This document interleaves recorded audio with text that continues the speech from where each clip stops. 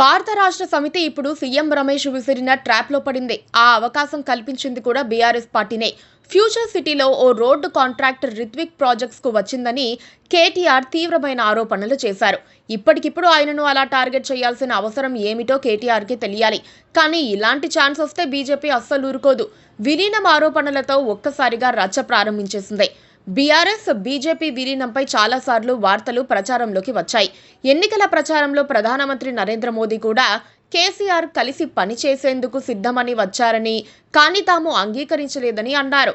ఆ తర్వాత విలీనానికి ప్రయత్నించారని, తన ద్వారానే ప్రయత్నించారని సీఎం రమేష్ ప్రకటించారు. ఇంతకు ముందు కవిత కూడా చెప్పారు. ఇలాంటి సమయంలో బీఆర్ఎస్ ఎంతో జాగ్రత్తగా వ్యవహరించాల్సి ఉంది. కానీ సీఎం రమేష్ ను టార్గెట్ చేయటం వల్ల ఆయన చాలా మాటలు అన్నారు. జూబ్లీహిల్స్ ఉప ఎన్నికల్లో బీఆర్ఎస్ అవకాశాల్ని దెబ్బకొట్టేలా కమ్మ రెడ్డి వర్గాలపై కేటీఆర్ అనుచిత వ్యాఖ్యలు చేశారని కూడా చెప్పారు. సీఎం రమేష్ చాలా తెలివిగా ఆరోపణలు చేశారు.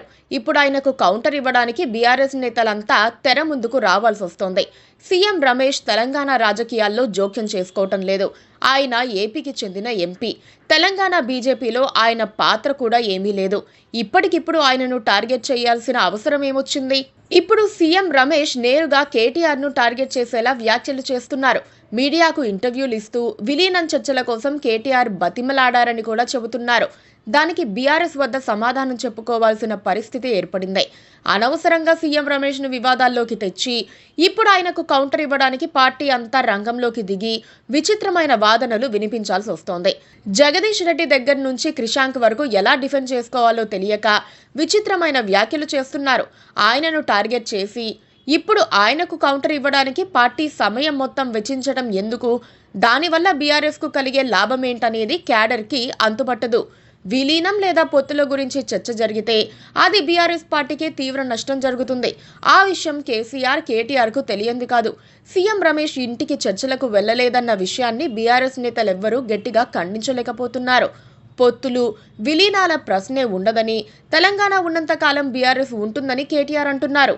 కానీ ఇప్పటికే జరుగుతున్న డ్యామేజ్ ముందు అలాంటి ప్రకటనలు పెద్దగా ప్రభావం చూపవు. బీజేపీపై పెద్దగా పోరాడకుండా అవసరం లేని ఏపీ బీజేపీ ఎంపీతో లొల్లి పెట్టుకుని వ్యూహాత్మక తప్పిదం చేశారు బీఆర్ఎస్ నేతలు. Please subscribe to KTV Telugu. KTV Telugu channel.